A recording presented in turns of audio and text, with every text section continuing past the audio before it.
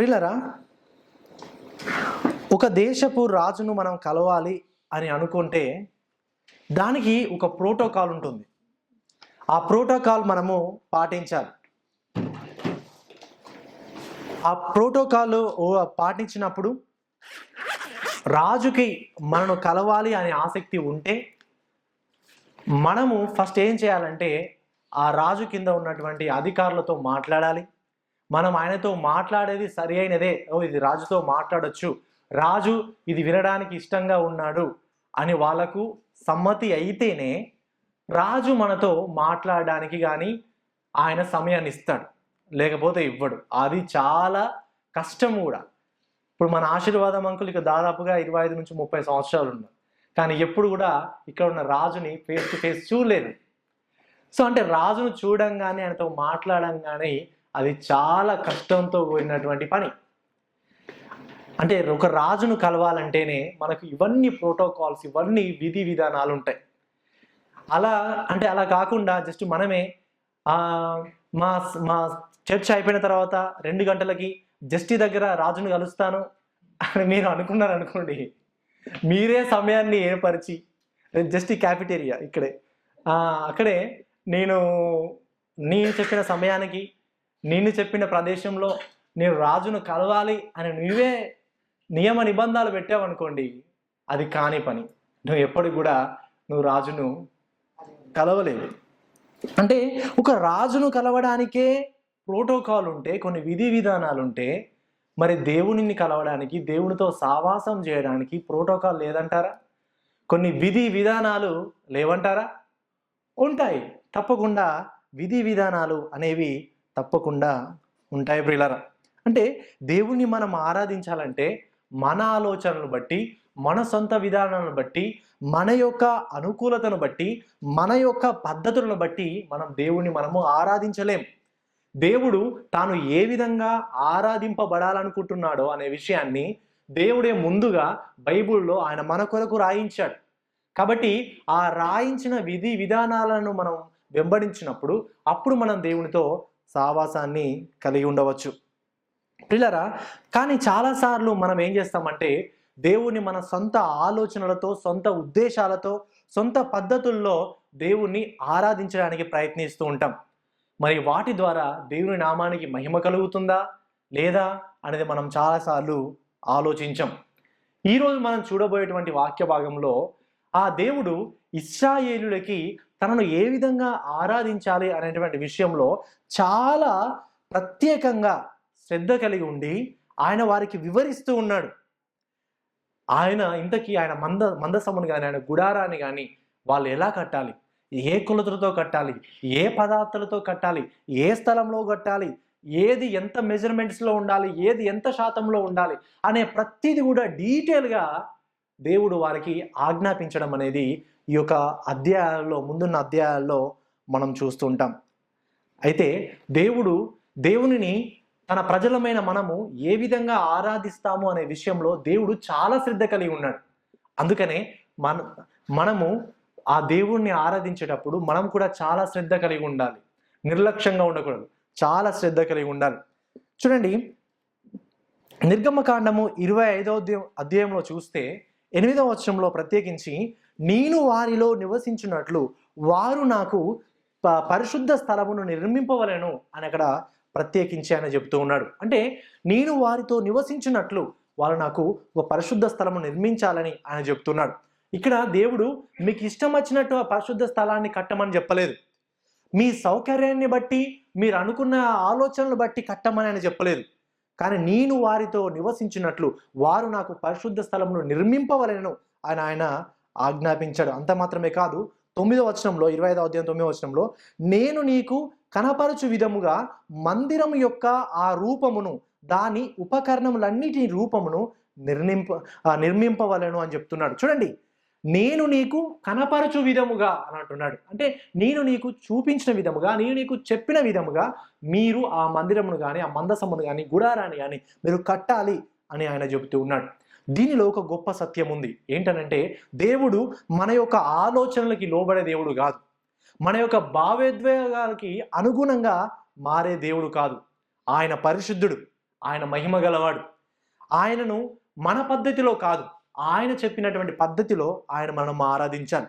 మరి నిజంగా మన ఆరాధన గురించి మనం పరిశీలన చేసుకుంటే, మనము ఆయన చెప్పిన పద్ధతిలో మనం ఆయన ఆరాధిస్తున్నామా? మనం ఆరాధించే ఆరాధన బట్టి నిజముగా దేవునికి మహిమ కలుగుతుందా లేదా అనే ప్రశ్నను ఒకసారి మనము ప్రశ్నించుకోవాలి. పిల్లలు, ఈరోజు మనం చూడబోయేటువంటి వాక్య భాగంలో ఈ కొన్ని ప్రశ్నలకి మనం సమాధానం చూడబోతున్నాం. చూడండి, నిర్గమకాండము 25వ అధ్యాయం, నిర్గమకాండము 25వ అధ్యాయము 1 నుంచి 9 వచనాలు. ఎవరైనా చదవండి. నిర్గమకాండము 25వ అధ్యాయం 1 నుంచి 9 వచనాలు చదవండి. మోషేకు ఇలాగ సెలవిచ్చెను, నాకు ప్రతిష్టార్పణ చేసుకొని రండని ఇశ్రాయేలీయులతో చెప్పు. మనపూర్వకముగా అర్పించు ప్రతి మనుష్యుడి యొద్ద దాన్ని తీసుకొనవలెను. మీరు నా యొద్ద వారి యొద్ద తీసుకొనవలసిన అర్పణలేమనగా బంగారము, వెండి, ఇత్తడి, నీలద్రుమ, రక్తవర్ణములు, సున్నపు నార, మేక వెంట్రుకలు, ఎరుపు రంగు వేసిన పొట్టేళ్ల తోళ్లు, సముద్రవత్సల తోళ్లు, తుమ్మకర్రలు, ప్రదీపమునకు తైలము, అభిషేక తైలమునకు, పరిమళ ద్రవ్యముల రూపమునకు, సుగంధ సంభారములు, లేతపచ్చలు, ఎఫోదుకును పతికముకునకు చక్రరత్నములు ఆయనవే. మేము వారిలో నివసించినట్లు వారు నాకు పరిశుద్ధ స్థలమును నిర్మింపవలెను. నేను నీకు కనుపరచు విధముగా మందిరము యొక్క ఆ రూపమును, దాని ఉపకరణములన్నిటి రూపమును నిర్మింపవలెను. చాలా సిస్టర్, థ్యాంక్ యూ. అయితే ఇక వచ్చిన భాగాల్లో మనం చూసినట్లయితే ఈ సందర్భం మీకు గుర్తుందా?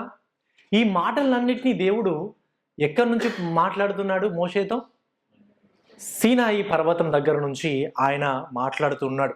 గడిచిన ప్రసంగంలో మీకు గుర్తుందా? గడిచిన ప్రసంగంలో మనం విన్నాం, ఆ దేవుడు తన యొక్క మహిమలో ఆయన ప్రత్యక్షమయ్యాడు అనే విషయాన్ని చూసాం.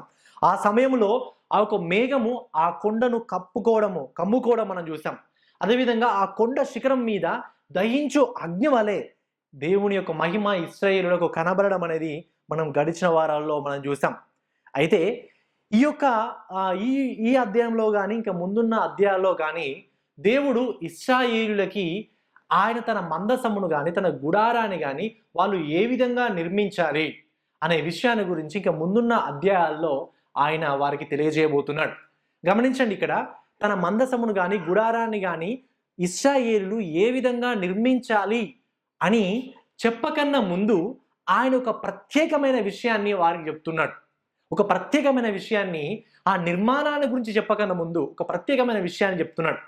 అదే ఈ యొక్క గుడారానికి కానీ ఆ మందసానికి కానీ ప్రధాన అంశం. అదేంటనంటే ఆరాధన గురించి అని చెప్తున్నాడు. ఈ మందసాన్ని కట్టక ముందు, ఆ యొక్క గుడారాన్ని కానీ ఇంకా దేవాలయం గురించి మీరు ఆలోచించకన్నా ముందు మీరు మొదటిగా ఆరాధన గురించి ఆలోచించాలి. అందుకనే దేవుడు మొదటిగా తన ఆరాధన గురించి ఆయన ఈ యొక్క వచనాల్లో ఆయన జ్ఞాపకం చేస్తున్నాడు. అయితే మనం గమనించినట్లయితే ఈ యొక్క వచన భాగాల్లో ఆరాధన గురించి 2 ప్రత్యేకమైన విషయాలను దేవుడు ఈ వాక్యంలో రాయించాడు. 2 ప్రాముఖ్యమైన విషయాలు ఆరాధన గురించి. మొదటిగా ఏంటనంటే ఇవ్వడం అనేది ఆరాధన. ఇవ్వడం ద్వారా దేవుని మనము ఏ విధంగా ఆరాధించవచ్చో తెలియజేయబోతున్నాడు. ఇది 1 నుంచి 7 వచనాల వరకు మనం చూస్తుంటాం. అదేవిధంగా 8 నుంచి 9 వచనాల్లో ఆరాధనలో దేవుని యొక్క సన్నిధిని గురించి 8 నుంచి 9 వచనాల వరకు మనం చూస్తాం. చూడండి, ఇవ్వడం అనేది ఆరాధన. మొదటి నుంచి 7 వచనాల వరకు చూస్తే మనము ఈ యొక్క ఇవ్వడం అనేది ఆరాధన అనేది మనం గమనిస్తూ ఉంటాం. చూడండి, ఈ యొక్క ఇవ్వడం ద్వారా మనం దేవుణ్ణి ఏ విధంగా ఆరాధించవచ్చు? ఇవ్వడం అనేది ఆరాధననా అనే ప్రశ్నలు మనం రావచ్చు. కానీ ఇవ్వడం ద్వారా మనం దేవుణ్ణి ఏ విధంగా ఆరాధించవచ్చో ఒక 4 విషయాలని ఈ యొక్క వచనాల్లో మనం చూస్తాం. మొదటి విషయం ఏంటంటే ఇవ్వడం అనేది దేవుడు మనకు ఇచ్చినటువంటి గొప్ప ఆధిక్యత. ఇది మొదటి 2 వచనాల్లో చూస్తాం. రెండవదిగా ఇవ్వడం అనేది దేవుని యొక్క ఆజ్ఞ. ఇది 2వ వచనం మొదటి భాగంలో చూస్తాం. మూడోది ఇవ్వడం అనేది హృదయపూర్వకంగా ఉండాలి. ఇది 2వ వచనం 2వ భాగంలో చూస్తాం. నాలుగవది ఇవ్వడం అనేది త్యాగపూరితంగా ఉండాలి. ఇది 3 నుంచి 7 వచనాల వరకు మనం చూస్తాం. దీంట్లో మొదటిది ఇవ్వడం అనేది దేవుడు మనకు ఇచ్చినటువంటి గొప్ప ఆధిక్యత.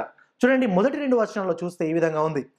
యెహోవా మోషేకు ఈలాగు సెలవిచ్చెను, నాకు ప్రతిష్టార్పణ తీసుకొని రండని ఇశ్రాయేలులతో చెప్పుము.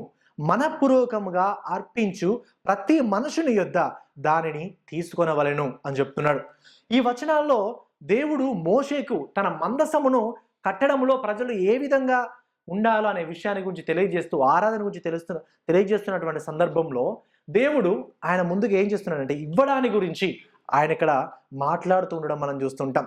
చూడండి, ఈ వచనాల్లో చూస్తే వారిని ప్రతిష్టార్పణ తీసుకొని రమ్మని చెప్పడం మనం ఇక్కడ చూస్తూ ఉంటాం. ఇక్కడ గమనించినట్లయితే ప్రజలని తన మందసాన్ని కట్టుకోవడానికి ప్రజల్ని అడగడం ఎందుకు? ఆ దేవుడు, ఈ సర్వ సృష్టిని సృష్టించినటువంటి దేవుడు ఒక మందసాన్ని కట్టుకోవడానికి మనుషుల యొక్క సహాయము ఆయనకు అవసరమా? లేదు.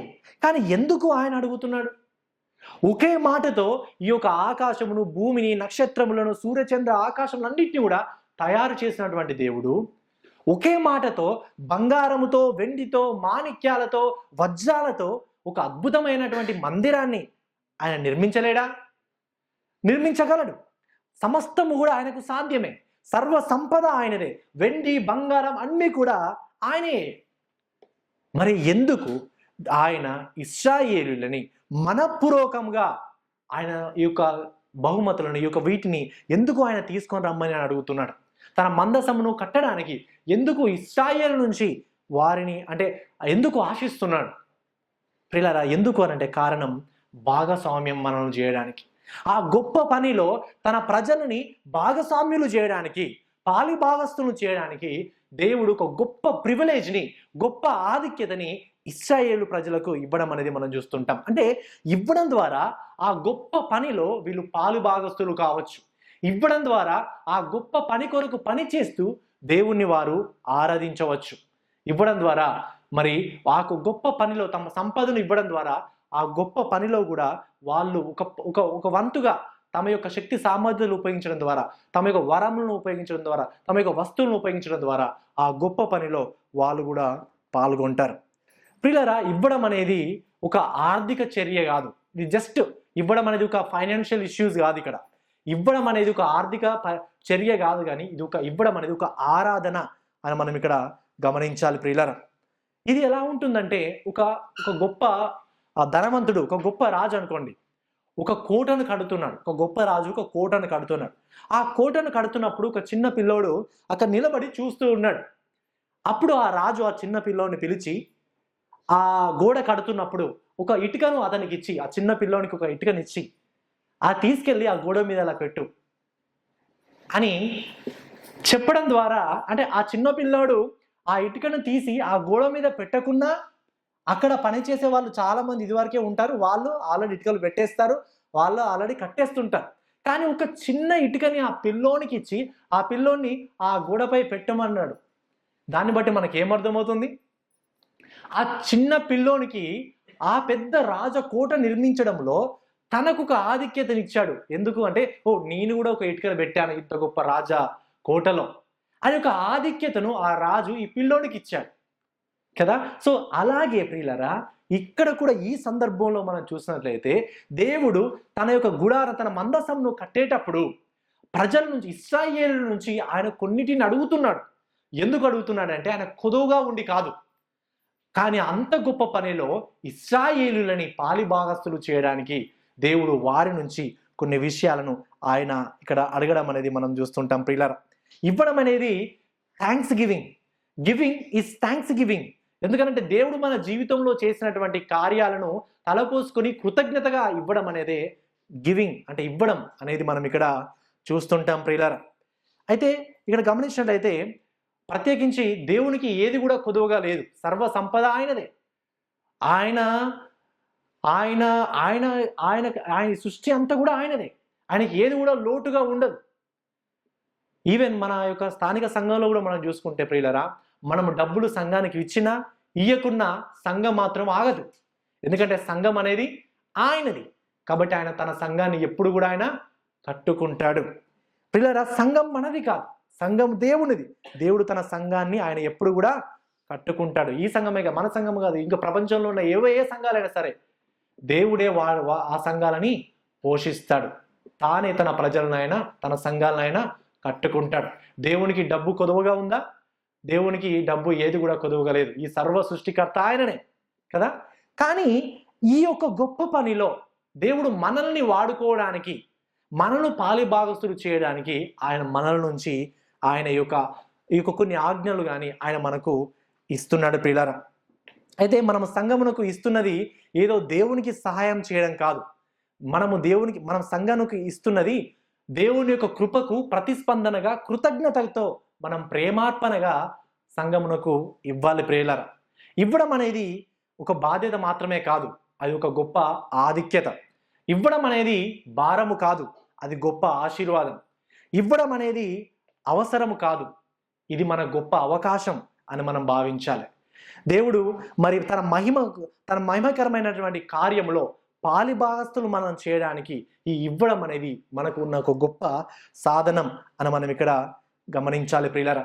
బహుశా మీరు అనుకోవచ్చు, మొదటిగా ఇప్పుడే కొత్తగా నా ప్రసంగాలు వింటున్నవారు, ఈ పాస్టర్ గారు ప్రతి వారం ఇవ్వడం గురించి బోధిస్తారు కావచ్చు అని మీరు అనుకోవచ్చు. మేము ప్రతి వారం మేము బోధించమండి, ఎందుకంటే వాక్యంలో వచ్చినప్పుడు దాని గురించి మేము బోధిస్తాము. ఈరోజు వచ్చింది కాబట్టి దానికోసం ఇవ్వడం గురించి మేము బోధిస్తున్నాం. రెండవదిగా మనం చూసినట్లయితే ఇవ్వడం అనేది దేవుని యొక్క ఆజ్ఞ. చూడండి, 2వ వచనం మొదటి భాగంలో చూస్తే, నాకు ప్రతిష్టార్పణ తీసుకుని రండని ఇశ్రాయేలుతో చెప్పుము, మనఃపూర్వకముగా అర్పించు ప్రతి మనుషుని యొద్ద దానిని తీసుకొనవలెను. చూడండి, ఇశ్రాయేలుతో చెప్పుము, దానిని తీసుకొనవలెను అనేటువంటి ఈ మాటలు ఇవ్వడం అనేది ఒక ఆజ్ఞ అనే విషయాన్ని మనకు తెలియజేస్తుంటాయి. ప్రతిష్టార్పణ అనగా అర్థం ఏంటంటే దేవుని కొరకు ప్రత్యేకించబడినటువంటి అర్పణ, దానిని ప్రతిష్టార్పణ అని అంటాం.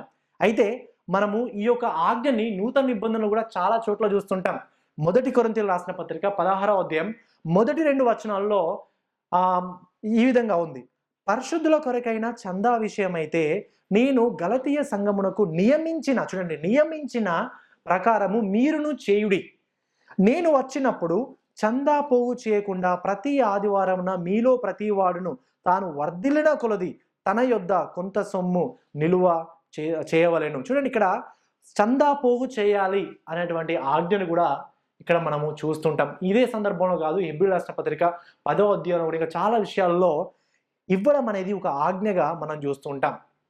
కాబట్టి ఈ యొక్క ఆజ్ఞని మనం భారంతో కాదు, సంతోషంతో ఈ ఆజ్ఞను మనం పాటించాలి ప్రియులారా. మూడవదిగా ఇవ్వడం అనేది హృదయపూర్వకంగా ఉండాలి. చూడండి, 2వ వచనంలోనే ఏమనుంది, 2వ భాగంలో మనఃపూర్వకంగా అర్పించు ప్రతి మనుషుని యొద్ద దానిని తీసుకొనవలెను అంటున్నాడు. అంటే ఇవ్వడం అనేది హృదయపూర్వకంగా ఉండాలి, బలవంతంగా కావద్దు. మనఃపూర్వకంగా అంటే ఏంటి? హృదయపూర్వకంగా సంతోషముతో ఉండాలి అని చెప్తున్నాడు. పిల్లరా, ఇశ్రాయేలీయులు దేవునికి భయపడి ఇవ్వడం కాదు ఇక్కడ. దేవుడు ఈ మాటలు కూడా వారికి ఆజ్ఞాపించింది, వారికి ఒక పరీక్ష ఇది. మనం నిర్గమకాండం 20 వచనంలో చూస్తే, అందుకు మోషే భయపడకుడి, మిమ్మును పరీక్షించుటకు అని చెబుతున్నాడు. ఇవన్నీ కూడా జరుగుతున్నాయి ఎందుకనంటే మీరు భయపడడానికి కాదు, దేవుడు మిమ్మల్ని పరీక్షించడానికి. ఇప్పుడు కూడా దేవుడు ఈ మాటలు కూడా వారికి సెలవిస్తున్నాయి. ఎందుకు అనంటే భయముతో ఆ యొక్క కానుకలు ఇవ్వడానికి కాదు, అమ్మో నేను దేవునికి ఇవ్వకపోతే మాకు ఏదో జరుగుతుంది అనేటువంటి భయంతో వాళ్ళు ఇవ్వడానికి కాదు. ఇది ఇశ్రాయేలీయులకు ఒక పరీక్ష. దేవుడు మరి ఇశ్రాయేలు హృదయపూర్వకంగా మనఃపూర్వకంగా వాళ్ళు ఇస్తారా లేదా అనేది ఇశ్రాయేలులకి దేవుడు ఇచ్చినటువంటి ఒక పరీక్ష అనేది మనం ఇక్కడ చూస్తుంటాం ప్రియులారా. అయితే ఇక్కడ మరి ఒక విషయం ఏంటంటే, మనము కూడా దేవునికి ఇవ్వకపోతే దేవుని యొక్క శాపం వస్తుంది అని మనం ఆ మెంటాలిటీ మనం కలిగి ఉండొద్దండి. దేవుడు ఏదో నువ్వు ఇవ్వకపోతే నీ మీద శాపం ఏమో ఆయన తీసుకొని రాడు. పిల్లలు అలాంటి మెంటాలిటీతో కాదు, కానీ ఎలాంటి మెంటాలిటీతో ఇవ్వాలంటే, ఎలాంటి మనస్తత్వంతో ఇవ్వాలంటే, ఇవ్వడం అనేది కృతజ్ఞతతో ఇవ్వాలి.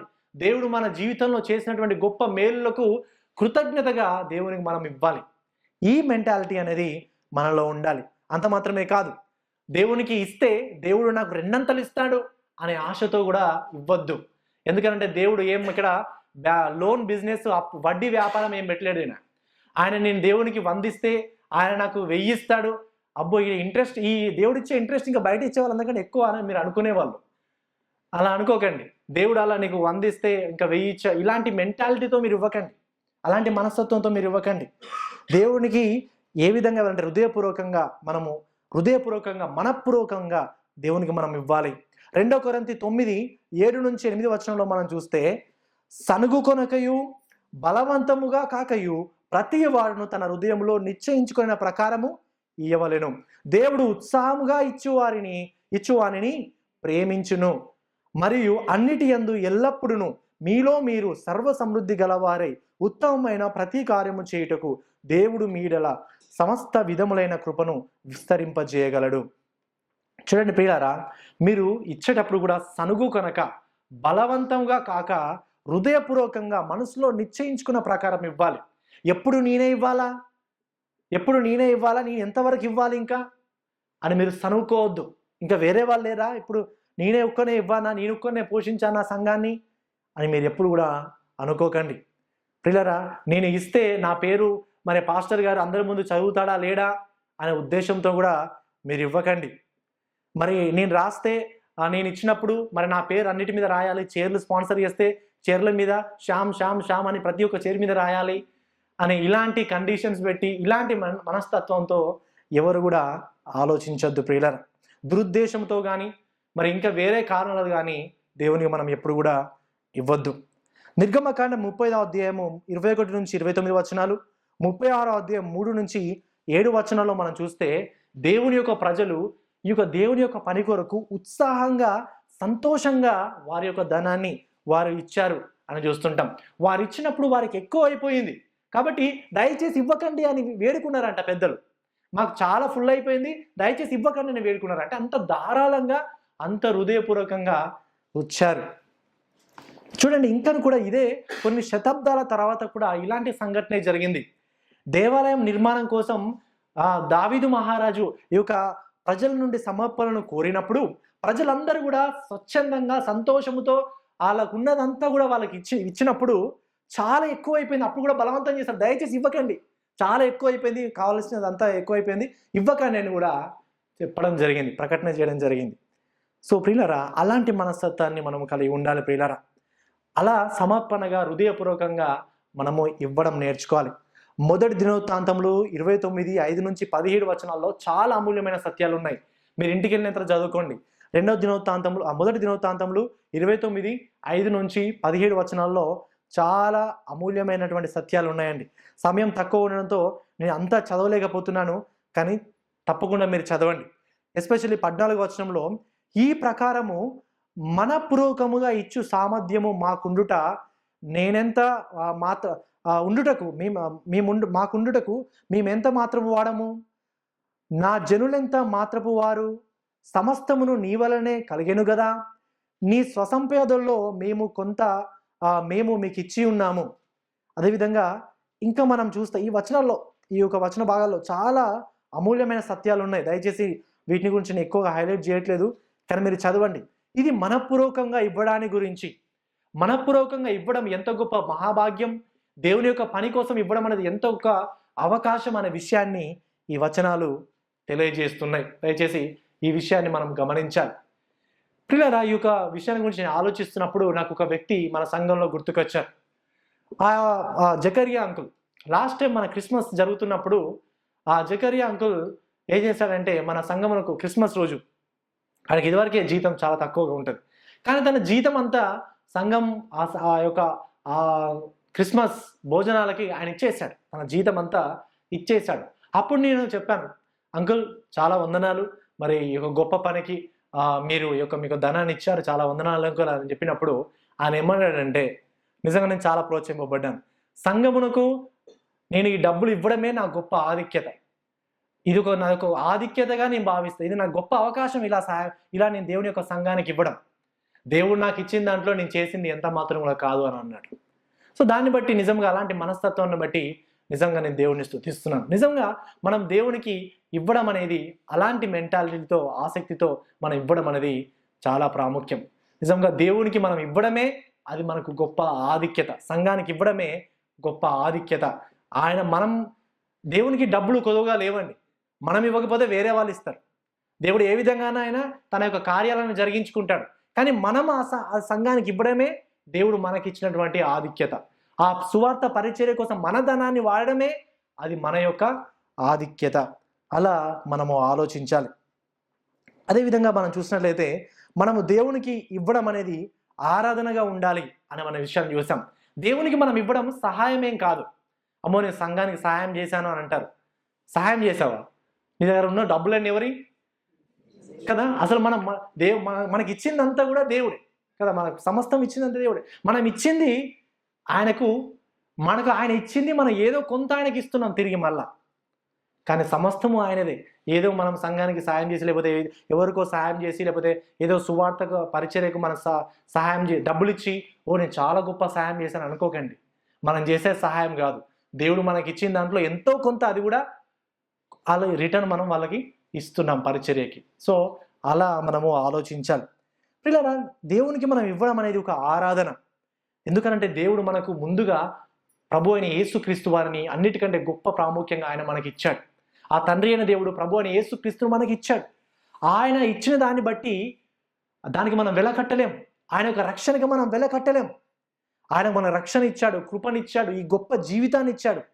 కాబట్టి ప్రియులారా, మనం ఇస్తున్నది ఒక బాధ్యత కాకుండా, భయముతో కాకుండా, ఆశతో కాకుండా, కృతజ్ఞతతో, ప్రేమతో, ఆరాధనగా దేవునికి మనం తిరిగి ఇవ్వాలి అనేది మనం ఇక్కడ చూస్తుంటాం. చివరిగా ఇవ్వడం అనేది త్యాగపూరితంగా ఉండాలి. చూడండి, ఇవ్వడం అనేది త్యాగపూరితంగా ఉండాలి. 3-7 వచనాలు.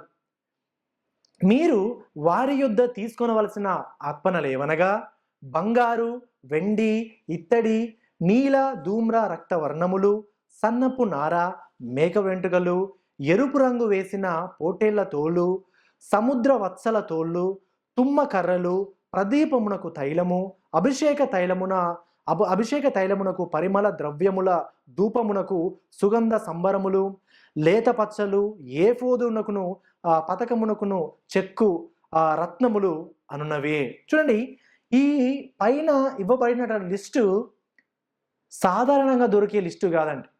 జస్ట్ మీరు కూరగాయల మార్కెట్కి వెళ్ళినట్టు జస్ట్ స్టోర్కి వెళ్ళి మనం ఇవన్నీ తీసుకొని రాలేం. ఇవి చాలా విలువైన వస్తువులు ఇవన్నీ కదా. పైన ఇవ్వబడిన వస్తువులన్నీ కూడా చాలా విలువైనవి. అవి సులువుగా దొరికేవి కాదు.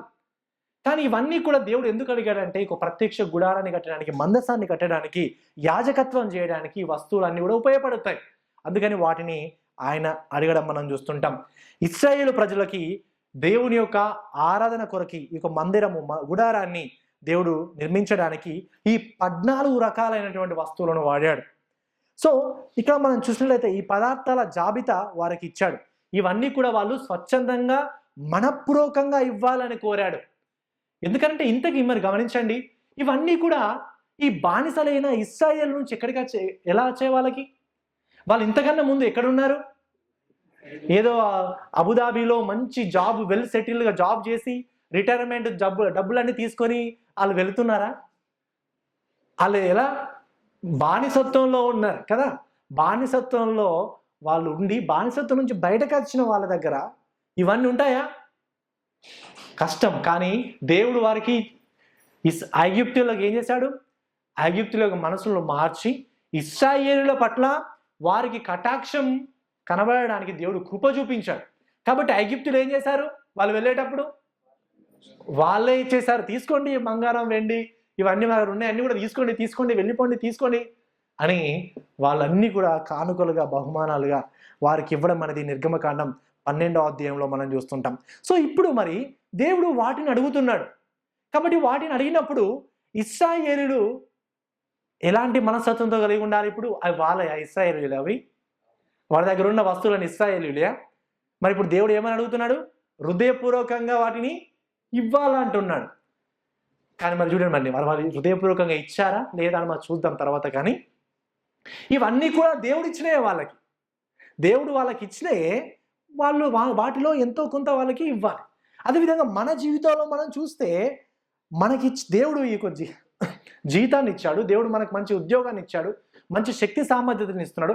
ఇవన్నీ కూడా దేవుడు మనకి ఇచ్చినవే. దేవుడు మనకి ఇచ్చిన వాటినే ఆయన అడుగుతున్నాడు. కానీ మనం ఏం చేస్తాం? కొంచెం కన్ఫ్యూజ్గా, కొంచెం దాచిపెట్టుకొని అది ఇదిగా మనం ఇట్లా ఆలోచిస్తూ ఉంటాం కదా. సో పిల్లరా, ఇక్కడ ఇశ్రాయేలుకు దేవుడు వారికి ఇచ్చినవే, వాటిని ఆయన మరలా అడుగుతున్నాడు అనేది మనం ఇక్కడ చూస్తుంటాం. చూడండి, ఇక్కడ మరి ఒక ప్రాముఖ్యమైనటువంటి విషయం మనం చూసినట్లయితే, బైబిల్లో మనం చూసినట్లయితే చాలాసార్లు మనము ఇవ్వకుండా ఉండడానికి చాలాసార్లు మనం కొన్ని కారణాలు చెప్తాం. దేవా అని దేవునికి కండిషన్స్ పెడతాం. ఇప్పుడు దేవుడు ఏం చేయాలి? నువ్వు ఆయనకి ఇవ్వడానికి దేవుడికి 3,000 పెంచాలి. ఇప్పుడు నువ్వు 3,000 పెంచితే ఆ 3,000లో నువ్వు ఎంత ఇస్తావు? మళ్ళీ ఎంతో లాస్ట్కు 100 ఇస్తావు కదా. సో ఇప్పుడు అంటే ఇలాంటి అగ్రిమెంట్స్ దేవునితో కొంతమంది పెట్టుకుంటారు. దేవా నీ పని అనుకున్నా, ఈ పని అయిందనుకో తప్పకుండా నీకు ఇస్తాను అన్నట్టుగా కొన్ని కండిషన్స్ పెడుతున్నాం దేవునికి. సో ఇలా చాలాసార్లు ఆలోచిస్తున్నాం. చాలాసార్లు మనం దేవునికి ఇవ్వకుండా ఉండడానికి కూడా చాలా కారణాలు వెతుక్కుంటాం. రకరకాల కారణాలు. నా దగ్గరే లేవు, నేనేమి ఇవ్వాలి, నేనే బలహీన, నాకే అప్పులు ఉన్నాయి, నాకు ఈఎంఐలు కట్టుకోవాలి, అది కట్టుకోవాలి, దాంట్లో ఇన్వెస్ట్ చేయాలి, దీంట్లో ఇన్వెస్ట్ చేయాలి, ల్యాండ్ కొన్నా కాబట్టి దానికి డబ్బులు కొట్టాలి అని చాలా కారణాలు మనం వెతుక్కుంటాం ఇవ్వకపోవడానికి. కానీ మనం బైబిల్లో చూస్తే బైబిల్లో ఇచ్చిన వాళ్ళు ధనవంతులు ఇచ్చారా? లేకపోతే నిరుపేదలైన వారు దేవునికి ఎక్కువగా పరిచర్యకి ఇచ్చారా? నిరుపేదైన వాళ్ళే దేవునికి ఇచ్చారు. బైబిల్లో హీరోస్ ఎవరు? గివింగ్లో, ఇవ్వడంలో హీరోస్ నిరుపేదలే హీరోస్గా ఉన్నారు, ధనవంతులు కాదు కదా. సో ప్రియులరా, మనము దేవునికి కావాల్సిన డబ్బు కాదండి. దేవునికి అసలు డబ్బు ఎంత అయింది? మన దగ్గర ఉన్న ఆఫ్టర్ ఆల్ డబ్బు ఆయనకి చాలా చిన్నది ఆయనకి.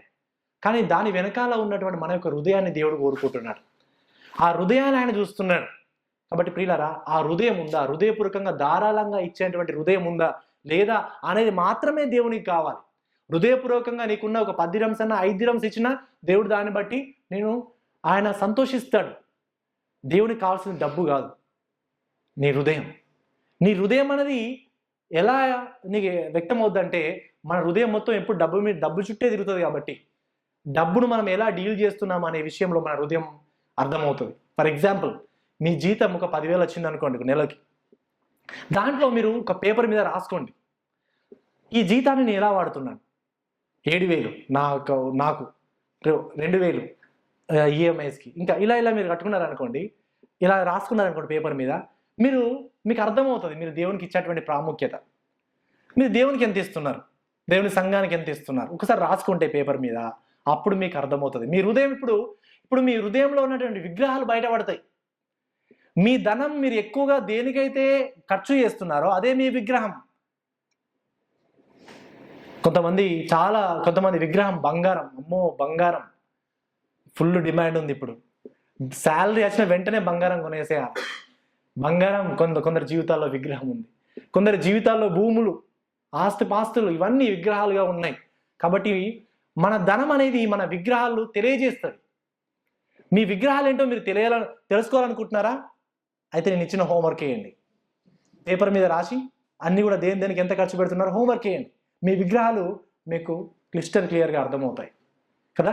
పిల్లరా, మరి నిజంగా మన ధనంతో మనం దేవుణ్ణి ఆరాధిస్తున్నామా, మహిమపరుస్తున్నామా అనేది ఒకసారి మనము పరిశీలన చేసుకుందాం. పిల్లరా, దేవుణ్ణి ఆరాధించడానికి ఇవ్వడం అనేది దేవుడు మనకి ఇచ్చినటువంటి గొప్ప ఆధిక్యత.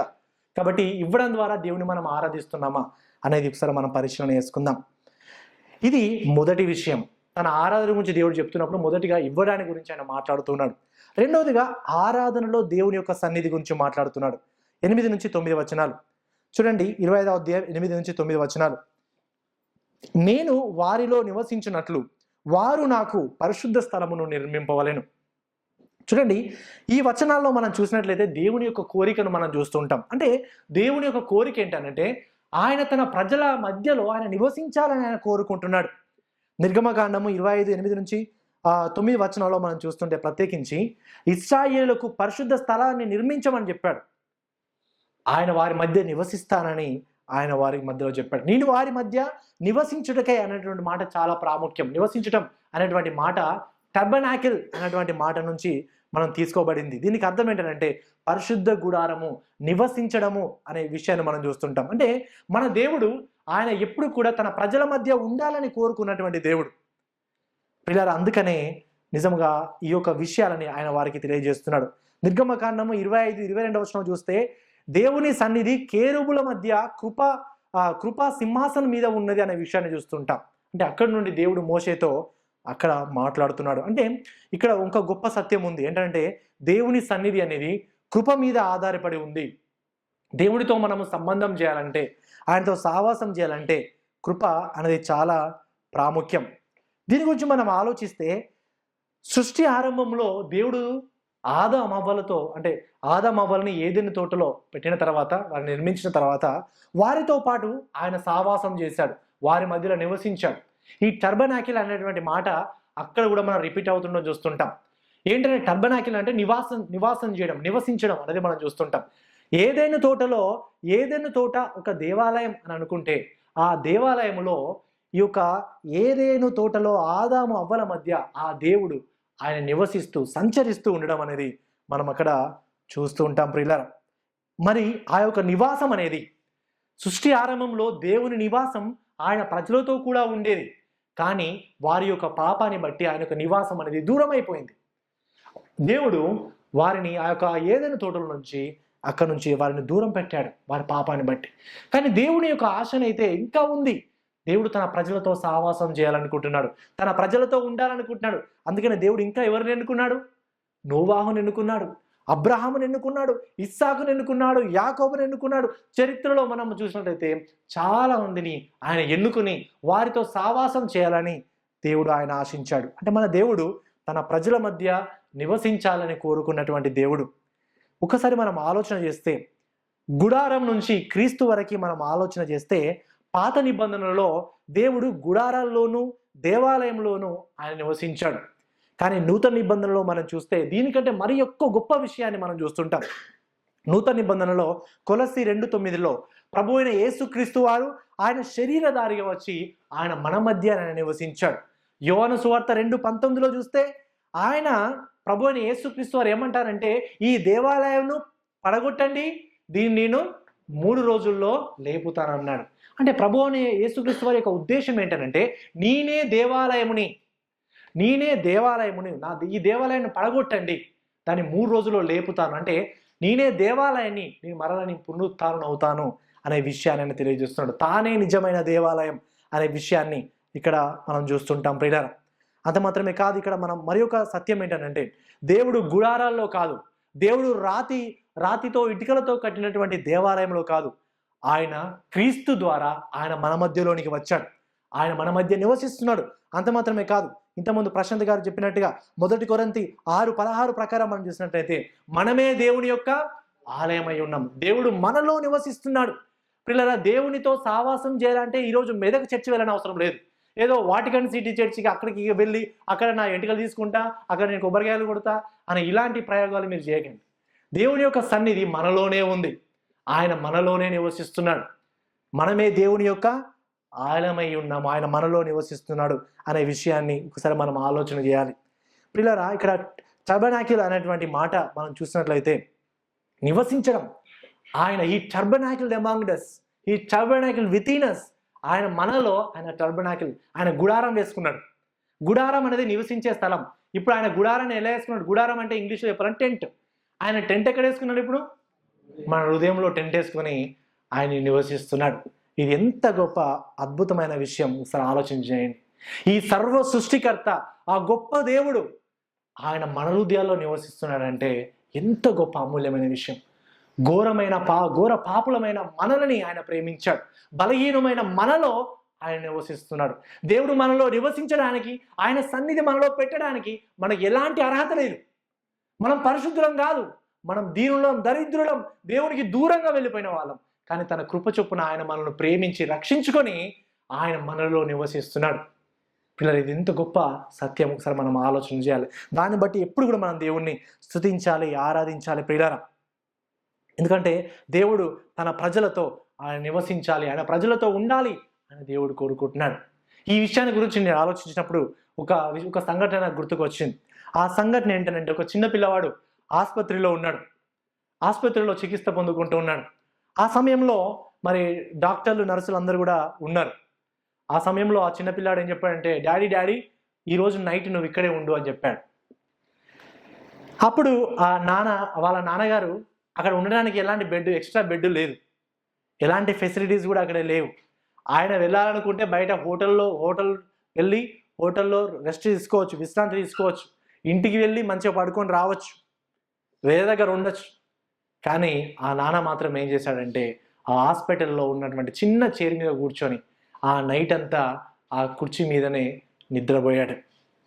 పిల్లరా, ఆ తండ్రి చూసినప్పుడు నిజంగా మన దేవుని గురించి కూడా నాకు ఆలోచన వచ్చింది. నిజంగా దేవుడు నివసించాలంటే, దేవుడు వసించాలంటే ఆ పరలోక రాజ్యంలోనే నిత్యము ఆ యొక్క వేలాది దూతలతో పరిశుద్ధుడు పరిశుద్ధుడు పరిశుద్ధుడు అని కొనియాడబడుతున్నటువంటి ఆ దేవాది దేవుడు ఈ భూమి మీదికి ఒక దీనునిగా, ఒక దాసునిగా రావాల్సిన అవసరం ఆయనకి ఏమొచ్చింది? ఆయనకి ఏం అవసరం మనకి రావడానికి? ఏం అవసరంలో లేదు.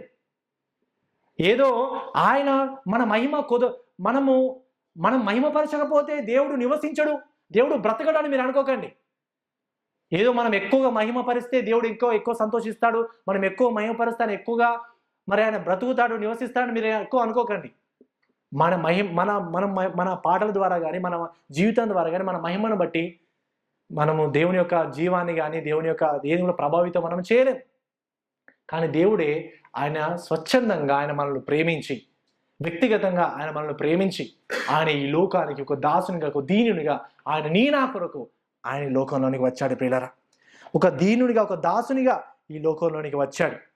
నిజముగా ఇది ఈ లోకంలో గమనించండి, ఈ సర్వ సృష్టిని సృష్టించాడు. ఎలా సృష్టించాడు? ఆయన మాటతో సృష్టించాడు.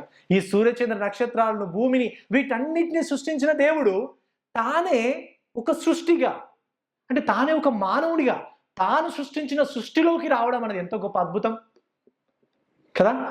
ఫర్ ఎగ్జాంపుల్ ఎలా ఉంటుందంటే, చిన్నపిల్లలు బొమ్మరిల్లు కట్టుకుంటారు కదా, బొమ్మరిల్లు కట్టుకొని చిన్న ఇలా ఉంటారనుకోండి. అలా కట్టుకొని ఒక్కసారిగా ఇమాజిన్ చేసి వాళ్ళు చిన్నగా మారిపోయి వాళ్ళు ఉన్నటువంటి బొమ్మరిల్లులోనే వాళ్ళు బతుకుతున్నారు అనుకోండి, ఎలా ఉంటుంది సిచ్యువేషన్? ఒకసారి ఇమాజిన్ చేయండి. దేవుడి యొక్క సర్వ సృష్టిని ఆయన సృష్టించి, అంత గొప్ప దేవుడు ఒక చిన్నగా తను బలహీనంగా, అంటే తను ఒక దీనునిగా ఆయన చేసుకొని, ఒక సేవకునిగా ఆయన చేసుకొని, ఒక చిన్నగా మనుషునిగా ఆయన ఈ లోకంలోకి వచ్చాడంటే తనను తాను ఎంతగా తగ్గించుకున్నాడో ఒకసారి మనము ఆలోచన చేయండి ప్రియులారా. నిజంగా దాన్ని బట్టి మనము దేవుని మహిమపరచాలి. ప్రభువుని యేసుక్రీస్తు వారి యొక్క ప్రేమను బట్టి ఆయన మనం ఆరాధించాలి. 9వ వచనం చూడండి. నేను నీకు కనపరచు విధముగా మందిరము యొక్క ఆ రూపమును, దాని ఉపకరణలన్నిటి రూపమును నిర్మింపవలెను అని చెప్తున్నాడు. చూడండి, ఆ మందిరమును కట్టడానికి మోషే యొక్క జ్ఞానాన్ని వాడమని చెప్పట్లేదు. ఇశ్రాయేలు యొక్క పెద్దల యొక్క కౌన్సిలింగ్ తీసుకో, వాళ్ళ యొక్క అభిప్రాయాలు తీసుకో అని ఇక్కడ చెప్పట్లేదు. ఆయన ఏమని చెప్పాడు? నేను నీకు కనపరచు విధముగా అంటున్నాడు. ఎవరు చెప్పారండి? ఈ మందిరాన్ని ఏ విధంగా కట్టాలి, ఈ గుడారం కానీ మందసము కానీ కట్టాలి, ఏ విధంగా కట్టాలి అనే విషయంలో ఎవరు ఇన్స్ట్రక్షన్స్ ఇచ్చారు? దేవుడే ఆయన వారికి ఇన్స్ట్రక్షన్స్ ఇచ్చాడు. ఈవెన్ ఇంకా ముందున్న అధ్యాయంలో మనం చూస్తే ఆయన ఏ పదార్థాలను వాడాలి, ఎంత కొలమానాల్లో వాడాలి, ఏ రంగులో ఉండాలి, ఎంత శాతం వాడాలి, ఎలా కట్టాలి అనేది ఎవ్రీ చిన్న డీటెయిల్స్ కూడా దేవుడు వారికి ఇవ్వడం అనేది మనం చూస్తుంటాం. దీన్ని బట్టి మనకి ఏమర్థమవుతుంది? అసలు అవసరమా దేవుడు ఇంత చిన్న కొలమానాలు ఇవ్వడం? ఇంత చిన్న కొలమానాలను ఈ రంగు ఉండాలి, ఆ పదార్థం వాడాలి, ఇంత సైజు ఉండాలి అని దేవుడు ఇంత చిన్న డీటెయిల్గా కూడా ఆయన వారికి చెప్తున్నాడు. దీన్ని బట్టి మనకి ఏమర్థమవుతుంది? దేవుడు ఇంపార్టెన్స్, ఎందుకంటే తనను ఏ విధంగా మనం ఆరాధిస్తున్నాము, దేవుని మనం ఏ విధంగా మహిమపరుస్తున్నాము అనే విషయంలో ఆయన శ్రద్ధ కలిగి ఉంటాడు. అందుకనే దేవుడు అంత డీటెయిల్గా ఆయన రాయించాడు అనే విషయాన్ని మనం ఇక్కడ గమనించాలి ప్రియులారా. ఎందుకంటే మనము ఏ విధంగా పడితే ఆ విధంగా ఆయన ఆరాధించడం సరి అనేది కాదు. మనుషుల యొక్క పద్ధతులను బట్టి, ఆచారాలను బట్టి, విధి విధానాలను బట్టి ఆయన మనం మహిమపరచొద్దు. ఆ విధంగా చేసి బైబిల్లో చాలా మంది శిక్షకులోనయ్యారు. దేవుడిని తాను చెప్పినటువంటి విధానంలోనే ఆయన మనం ఆరాధించాలి, మన యొక్క సొంత ఆలోచనలతో కాదు. చూడండి, ఇక్కడ మనం చూసినట్లయితే నివసించే స్థలం, పరిశుద్ధ స్థలం అనే మాటలు ఈ యొక్క నిర్గమకాండంలో చాలాసార్లు రిపీట్ అవుతూ ఉంటాయి. ఇది హీబ్రూ పదం మిస్కాన్ అనేటువంటి మాట పదే రిపీట్ అవుతూ ఉంటుంది నిర్గమకాండంలో. 58 సార్లు ఈ నిర్గమకాండంలో ఈ యొక్క నివాస స్థలము, మందసం అనే పదం వస్తూ ఉంటుంది. సో ఈ పదంకు మనం చూసినట్లయితే ఈ యొక్క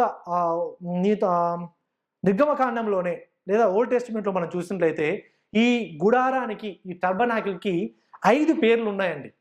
5 పేర్లు ఉన్నాయి. ఒక పేరు ఏంటంటే పరిశుద్ధ స్థలం, ఇది శాంక్చురీ అని అంటారు. రెండోది గుడారం, దీన్ని టెంట్ అని అంటారు. నివాస స్థలం, దీన్ని టర్బనాకిల్ అంటారు. సమావేశ గుడారం, టెంట్ ఆఫ్ మీటింగ్ అంటారు. సాక్ష్యపు గుడారం, టర్బనాకిల్ ఆఫ్ ద టెస్టిమనీ అని అంటారు. సో ఇవన్నీ మాటలు కూడా ఒకటే విషయాన్ని గురించి తెలియజేస్తున్నాయి. ఇవన్నీ మాటలు కూడా పరిశుద్ధ స్థలం అనేది దేని గురించి తెలియజేస్తుంది అంటే దేవుడు పరిశుద్ధుడు అనే విషయం గురించి తెలియజేస్తుంది. గుడారం అనేది దేవుడు మనతో ప్రయాణిస్తాడు అని తెలియజేస్తుంది. నివాస స్థలం అనేది దేవుడు మన మధ్య నివసిస్తాడు అని తెలియజేస్తుంది. సమావేశ గుడారం అనేది దేవుడు మనతో కలిసి ఉంటాడు అనే విషయాన్ని తెలియజేస్తుంది. సాక్ష్యపు గుడారం అనేది దేవుని వాక్యమే కేంద్రం అనే విషయాన్ని తెలియజేస్తుంది. దీని గురించి డీటెయిల్గా ఇంకా అప్కమింగ్ సెర్మన్స్లో ఈ విషయాల గురించి మీకు డీటెయిల్గా చెప్తాను. అయితే ఈ యొక్క విషయాల్లో మనం చూసినది ఇక 5 విషయాలు, ఇక 5 పేర్లు అనేవి ఒక గొప్ప సత్యాన్ని తెలియజేస్తాయి. ఆ గొప్ప సత్యం ఏంటంటే పరిశుద్ధుడైన దేవుడు తన ప్రజల మధ్య ఆయన నివసించాలని కోరుకుంటున్నాడు. ఆయన వారితో సంబంధాన్ని కలిగి ఉండాలని ఆయన కోరుకుంటున్నాడు అనే విషయాన్ని స్పష్టంగా ఈ యొక్క మాటలు తెలియజేస్తాయి. నిర్గమకాండము 25వ అధ్యాయం వెలుగులో మనం చూసినట్లయితే ఇక గుడారం అనేది అది కేవలం తాత్కాలికమే గుడారం అనేది, కానీ క్రీస్తు శాశ్వతం. గుడారం ఒక నిర్మాణం, క్రీస్తు ఆయన జీవమయమైనటువంటి ఒక పరిశుద్ధమైన స్థలం. పాత నిబంధనలో దేవుడు ఏమని చెప్పాడంటే నేను వారి మధ్య నివసించుటకై వారు నాకు పరిశుద్ధ స్థలమును నిర్మింపవలను అని చెప్పాడు. కానీ ఇది దేని గురించి తెలియజేస్తుంది అంటే దేవుని యొక్క హృదయాన్ని గురించి మనకు తెలియజేస్తుంది. దేవుడు మనతో ఉండాలనుకుంటున్నాడు. ప్రియులారా, యొక్క గుడారం అనేది వస్త్రములతో కప్పబడింది, బంగారంతో అలంకరింపబడింది, తెరలతో అది ఏర్పరచబడింది. మధ్యలో తెర ఉండేది ఆ యొక్క పరిశుద్ధ స్థలానికి, అతి పరిశుద్ధ స్థలానికి. కానీ ఇది క్రీస్తులో ఏమైందండి? ప్రభు అయిన యేసు క్రీస్తు వారే ఆయన మన మధ్యలోనికి వచ్చాడు. ఆయన శరీరధారిగా ఆయన మన మధ్యలో టెంట్ వేసుకున్నాడు. ఆయన గుడారంగా ఈ లోకంలోనికి వచ్చాడు. ఆయన టెంట్ వేసుకున్న శరీరధారిగా ఈ లోకంలోనికి వచ్చాడు. ఆయన గుడారం ద్వారా దేవుడు ఇశ్రాయేలు మధ్య నివసించాడు. క్రీస్తు ద్వారా దేవుడు ప్రపంచ మానవాళికి ఆయన ప్రత్యక్షమయ్యాడు. గుడారం దగ్గరికి రావడానికి యాజకుడు అవసరం, కానీ క్రీస్తు ప్రధాన యాజకుడుగా ఆయన మన కొరికే ప్రధాన యాజకుడు అయ్యి మనందరికి కూడా దేవుని దగ్గరికి రావడానికి ఆయన మార్గాన్ని ఆయన ఏర్పరిచాడు. గుడారంలో బలులు ప్రతిరోజు అర్పించాలి, కానీ క్రీస్తు ఒకేసారి మనందరి కొరకు ఆయన బలిగా అయ్యాడు. మనకు విమోచనను ఆయన సాధించాడు. గుడారం దేవుని యొక్క సన్నిధికి ఒక సూచన మాత్రమే, కానీ క్రీస్తు దేవుని యొక్క సన్నిధికి ఆయన మార్గమై ఉన్నాడు. గుడారం అనేది తాత్కాలిక నివాసం, కానీ క్రీస్తు శాశ్వత నివాసం అనే విషయం మనం చూస్తుంటాం. నిర్గమకాండం 25వ అధ్యాయంలో మనం చూస్తుంటైతే దేవుడు గుడారాన్ని అడిగాడు, ఎందుకంటే ఆయన తన ప్రజలతో ఉండాలనుకుంటున్నాడు. కానీ సువార్తలో దేవుడు గుడారమైన క్రీస్తును ఆయన మన మధ్యకు పంపించాడు. ఎందుకంటే ఆయన మన మధ్య నివసించాలని, ఆయన మనలో నివసించాలని, ఆయన మన హృదయంలో నివసించాలని దేవుడు క్రీస్తును పంపాడు. గుడారం ద్వారా దేవుడు మనకు దగ్గరయ్యాడు. క్రీస్తు ద్వారా దేవుడు మన అంతరంగంలో ఆయన నివసిస్తున్నాడు. గుడారం లోపల దేవుని యొక్క మహిమ మనకు కనిపించింది, కానీ క్రీస్తు దేవుని యొక్క సంపూర్ణ మహిమను ఆయన మనకు ప్రత్యక్షపరిచాడు. అందుకనే ప్రియులారా, నిర్గమకాండం 25వ అధ్యాయంలో కనిపించేది ఒక గుడారం కాదు, దాని వెనకాల ఉన్నటువంటి ఒక నీడ. ఆ నీడ ఎవరంటే ప్రభు అయిన యేసు క్రీస్తు వారు. ఆ యొక్క నీడను మనం ఈ గుడారం వెనకాల క్రీస్తు యొక్క నీడని మనం గమనిస్తూ ఉంటాం, చూస్తూ ఉంటాం. గుడారం అనేది దేవుని యొక్క సన్నిధిని సూచిస్తుంది. క్రీస్తు దేవుని సన్నిధిని ఆయన మన మధ్యలోనికి ఆయన తెచ్చాడు.